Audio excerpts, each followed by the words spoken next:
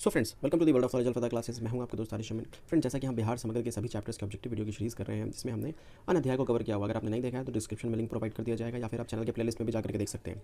आज का हमारा टॉपिक है फ्रेंड्स बिहार का भूगोल, जो है अध्याय 6 की, जो कि बहुत विस्तृत चैप्टर है। इसको हमने कई सेक्शंस में डिवाइड किया है। तो आज हम इस टॉपिक के दूसरे सेक्शन यानी कि जलवायु एवं मिट्टी के ऊपर बात करेंगे। भाई फ्रेंड्स, बिना देरी करते हुए चलते हैं हम चैप्टर्स की तरफ। सो फ्रेंड्स, ये रहा हमारा पहला सवाल। निम्नलिखित में से कौन सी प्राकृतिक प्रदेश बिहार में नहीं है? यहाँ ध्यान देना, जो नहीं है। तो आपको पता है कि तराई प्रदेश है फ्रेंड्स। अगर बिहार का आपने नक्शा खींचा होगा तो ये वाला इलाका जो है ये क्या कहलाता है? तराई क्षेत्र कहलाता है। तो तराई क्षेत्र तो है, गंगा का मैदान बिल्कुल है। बिहार में 95% हिस्सा जो है वो लगभग गंगा का मैदान है। और खड़गपुर की पहाड़ियाँ यानी कि मुंगेर की पहाड़ियाँ वो बिहार के दक्षिण साइड में है। जबकि पाट प्रदेश जो है ये बेसिकली झारखंड में पड़ता है, तो ये नहीं होगा। तो इस सवाल का जो सही जवाब हो जाएगा वो क्या हो जाएगा? Option number C, that is Pat Pradesh. बात करें नेक्स्ट क्वेश्चन की, बिहार में औसत उच्चतम तापमान किस स्थान का पाया जाता है? तो ऑब्वियसली वो कौन सा स्थान है जहाँ सबसे ज़्यादा तापमान दर्ज किया जाता है? वो है गया। नेक्स्ट क्वेश्चन की बात करेंगे हम। नेक्स्ट क्वेश्चन हमारे बिहार में सर्वाधिक वर्षा प्राप्त करने वाला जिला कौन सा है? तो वो कौन सा है फ्रेंड्स? किशनगंज। अगर आप बात करें, अगर ये बिहार है तो बिहार में दक्षिण पश्चिम मानसून से वर्षा होती है और इस क्षेत्र में सबसे ज़्यादा वर्षाएं होती हैं। इस क्षेत्र में अगर बात करें बेसिकली उत्तर पूर्वी क्षेत्र में ज़्यादा वर्षाएं होती है। जैसे ये इस तरफ आता है, दक्षिण की तरफ आता है या पश्चिम की तरफ जाता है, तो वर्षा की मात्रा में धीरे धीरे क्या होती है? कमी होनी शुरू हो जाती है। तो इस तरह से सबसे ज़्यादा वर्षा कहाँ होता है? किशनगंज में दर्ज किया जाता है। नेक्स्ट क्वेश्चन नंबर 3 हमने कवर किया। क्वेश्चन नंबर 4 की तरफ चलते हैं। क्वेश्चन नंबर 4 है हमारा, गंगा के दक्षिणी मैदान की प्रमुख जो है प्रमुख मिट्टी वो कौन सी है? सो फ्रेंड्स, अगर गंगा के दक्षिणी मैदान की बात करें हम, तो सबसे पहले तो ये बिहार है। और बिहार के बीचों बीच से कौन सी नदी बहती है? गंगा नदी बहती है। तो गंगा नदी जो है बिहार को दो बराबर भागों में डिवाइड करती है। ये उत्तर बिहार हो गया और ये क्या हो गया? दक्षिण बिहार हो गया। चूंकि पूरा गंगा का मैदान ही है तो दक्षिणी गंगा मैदान यानी कि साउथ बिहार के बारे में बात कर रहा है। साउथ बिहार में फ्रेंड्स जलोड़ का निक्षेप है, यानी कि और जलोड़ को स्थानीय भाषा में कैराल केबाल कहते हैं। तो इस तरह से इस सवाल का जो सही जवाब हो जाएगा वो फ्रेंड्स कौन सा हो जाएगा? कैबाल मिट्टी। कैराल केबाल भी कभी कभी आता है, इस तरह से आप इसको कह सकते हैं। कैबाल मिट्टी भी इसका सही जवाब होगा। क्वेश्चन नंबर 5 की बात करें, गंगा के दक्षिणी मैदान में कैमूर पठार से लेकर के पूर्व में राजमहल की पहाड़ी तक 8 से 15 किलोमीटर संकीर्ण क्षेत्र किस मिट्टी का है? ये सवाल है क्वेश्चन नंबर 5। तो अगर इस सवाल को देखें तो गंगा का दक्षिणी मैदान आप बना लीजिए, गंगा का ये और बीच से गंगा नदी पास करती है। दक्षिणी मैदान में कैमूर पठार से लेकर के पूर्व में राजमहल की पहाड़ी है। ये जो ये वाला बात कर रहा है, इस मिट्टी की बात कर रहा है फ्रेंड्स। इस मिट्टी में कौन सा मिट्टी पाया जाता है? इस तरह से आपको सवाल को समझना पड़ेगा।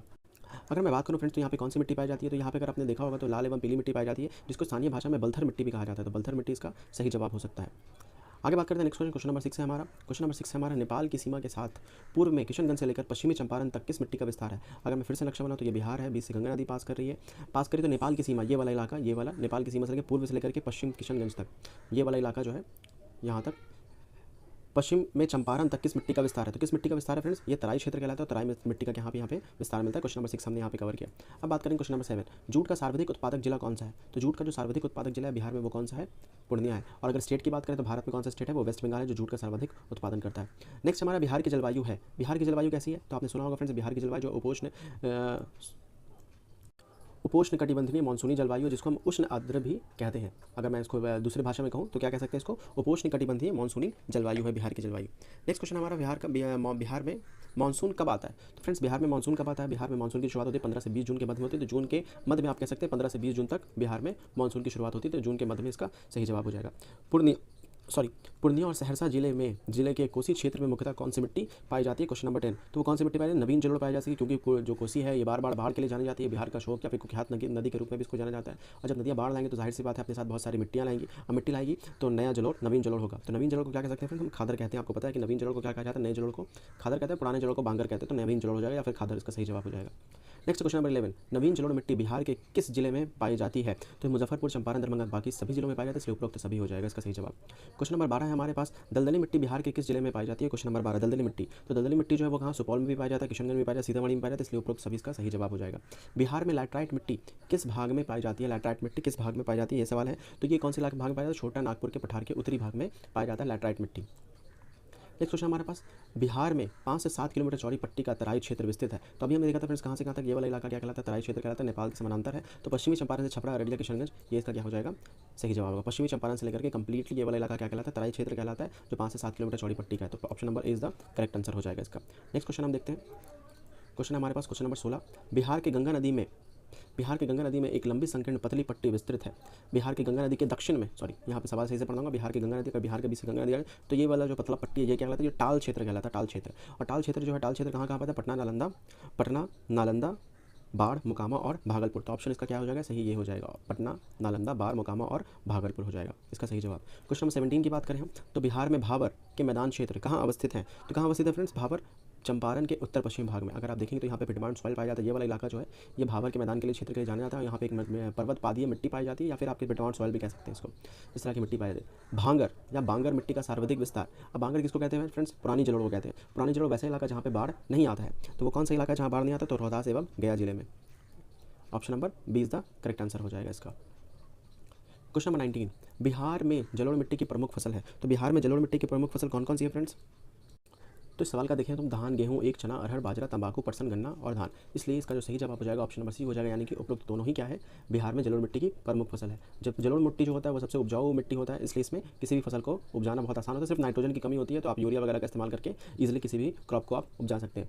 कॉप मिट्टी की प्रधानता बिहार के किस जिले में है? कॉप मिट्टी जो बेसिकली नालंदा जिले में ज़्यादा पाई जाती है। कांप, कभी कभी कॉप कहते हैं, कभी कभी कांप भी इसको लिखता है। तो कांप मिट्टी की प्रधानता कहाँ है? नालंदा जिले में। बिहार के अधिकांश भाग आच्छादित है। तो किससे आच्छादित है फ्रेंड्स? कछारी मिट्टी। कछारी को ही क्या कहते हैं? एलुवियल सॉइल कहते हैं। एलुवियल या फिर आप इसको कह सकते हैं जलोढ़ मिट्टी। जलोढ़ मिट्टी का बिहार का अधिकांश भाग जलोढ़ मिट्टी से आच्छादित है। नेक्स्ट क्वेश्चन नंबर 22, बिहार की जलवायु में कौन से मौसम प्रचलित हैं? तो बिहार में मेनली 3 मौसम पाए जाते हैं, शीत ऋतु, ग्रीष्म ऋतु और वर्षा ऋतु। ये तो बहुत ईजी सवाल था। नेक्स्ट क्वेश्चन, बिहार में सर्वाधिक वर्षा किस ओर से आने वाले मानसून से प्राप्त होती है? तो बिहार में जो वर्षा आती है वो किधर से आती है? वो बंगाल की खाड़ी की तरफ से होकर के आती है। दक्षिण पश्चिम मानसून का ये भाग है। तो कहाँ से आती है? बंगाल की खाड़ी की तरफ से। नेक्स्ट क्वेश्चन, बिहार से मानसून लौटना कब प्रारंभ होता है? बिहार से मानसून लौटना कब प्रारंभ होता है? अक्टूबर के मध्य में। अक्टूबर के मध्य से क्या होता है? 15 अक्टूबर के बाद से मानसून जो है वो लौटना प्रारंभ हो जाता है।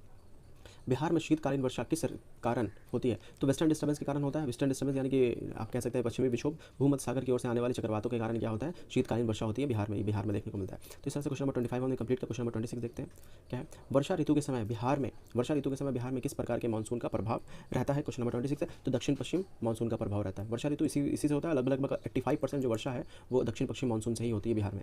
नेक्स्ट हमारे पास बिहार में शीत ऋतु में झंझावातीय वर्षा होने का क्या कारण है? क्या कारण है फ्रेंड्स? पश्चिमी विक्षोभ यानी वेस्टर्न डिस्टर्बेंस के कारण क्या होता है? झंझावातीय वर्षा होती है झंझाहट के साथ। नेक्स्ट क्वेश्चन नंबर 28, बिहार में गर्मी के दिनों में सूर्य की स्थिति रहती है। तो उत्तरायण रहती है। सूर्य जो है वो गर्मी के दिनों में यानी कि मिड मार्च से लेकर के आप कहें तो ये भूमध्य रेखा से ये 0 डिग्री इक्वेटर से लेकर के कर्क रेखा की ओर अग्रसर रहता है, कर्क रेखा की ओर बढ़ता है। तो इसको हम क्या कहते हैं? उत्तरायण कहते हैं। इसलिए option number B is the correct answer हो जाएगा। क्वेश्चन नंबर 29, बिहार में ग्रीष्मकाल में सर्वाधिक वर्षा होती है। तो बिहार में ग्रीष्मकाल में सर्वाधिक वर्षा कहाँ होगी फ्रेंड्स? तो ये होता है पूर्वी भाग में। पूर्वी भाग, अगर ये मैंने बिहार बनाया तो बिहार का ये वाला इलाका जो है ये क्या कहलाता है? पूर्वी भाग। इस वाले में उत्तर पूर्वी भाग में ज़्यादा वर्षा देखने को मिलता है, इसलिए किशनगंज में सबसे ज़्यादा वर्षा होती है।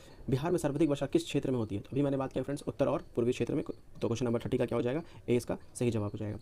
गंगा के दक्षिण भाग के मैदान में पुरानी जलोढ़ मिट्टी को निम्नलिखित में से किस नाम से जानते हैं? गंगा के दक्षिणी, तो गंगा बना बिहार बना दिया, ये गंगा हो गया, ये क्या हो गया? दक्षिणी भाग हो गया। तो दक्षिणी भाग में जलोढ़ मिट्टी को किस नाम से जानते हैं? कैराल कैवाल। जैसा कि पहला ही सवाल हमने किया था, कैराल कैवाल मिट्टी के नाम से इसको हम क्या करते हैं? जानते हैं। ये स्थानीय जलोढ़ मिट्टी को स्थानीय भाषा में कैराल कैवाल के नाम से जाना जाता है।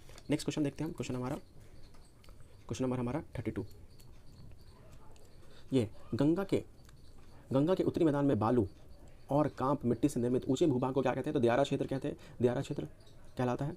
बिहार के निम्न जिलों में से किस जिले में पिडमाउंट स्वयं मिट्टी पाई जाती है? तो अभी हमने डिस्कस किया था फ्रेंड्स कुछ देर पहले कि अगर ये बिहार है तो इस वाले इलाके में कौन सी मिट्टी पाई जाती है? सोमेश्वर श्रेणी में पश्चिमी चंपारण इलाका है। और ये कैसा मिट्टी पाया जाता है? पर्वत पादीय मिट्टी, या फिर हम इसको इंग्लिश में कहें तो पिडमाउंट स्वयं मिट्टी भी कहते हैं इसको। क्वेश्चन नंबर 34, बिहार का सर्वाधिक आपदाग्रस्त राज्य कौन सा है? सॉरी, भारत का सर्वाधिक आपदाग्रस्त सबसे ज़्यादा कहाँ आता है आपदा? तो वो कहाँ आता है? बिहार में आता है। अगर मैं कुछ आपको बता दूँ तो बिहार के 38 में से जो है 28 जिले जो है वो क्या है? बाढ़ से ग्रसित रहते हैं। 38 में से 28 जिले बाढ़ से ग्रसित रहते हैं, जबकि सूखा जो है वो 8 जिला, बिहार का 38 में से 8 जिला सूखा से ग्रसित रहता है। वहीं अगर हम भूकंप की बात करें तो भूकंप से 38 में से 33 जिले जो हैं वो किससे ग्रसित रहते हैं? भूकंप से ग्रसित रहते हैं। और भूकंप में जो जोन पाया जाता है वो 3, 4 और 5, 3 जोन पाया जाता है। जोन 3, जोन 4 और जोन 5 के क्षेत्र पाए जाते हैं बिहार में।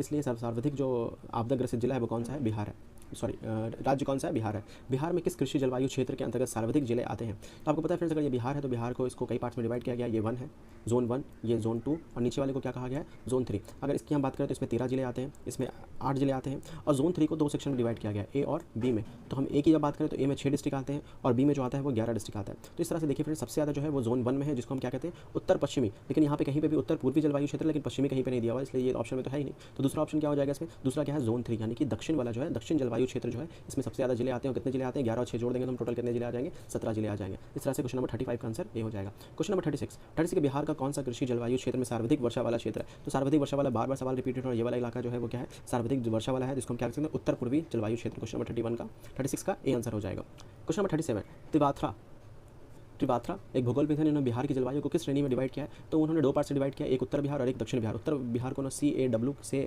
डिनोट किया है, जबकि दक्षिण बिहार को किससे किया है, AW से किया है। और उन्होंने कहा है कि बिहार की जो जलवायु है, वो कैसी है, उपोष्णकटिबंधीय जलवायु, उपोष्णकटिबंधीय मानसूनी जलवायु। तो इस तरह से याद रखना है आपको। क्वेश्चन नंबर 38, मानसून का आगमन बिहार के किस जिले में सबसे पहले होता है। मानसून का आगमन बिहार के किशनगंज जिले में सबसे पहले होता है, और किशनगंज में सबसे ज़्यादा बारिश भी होती है।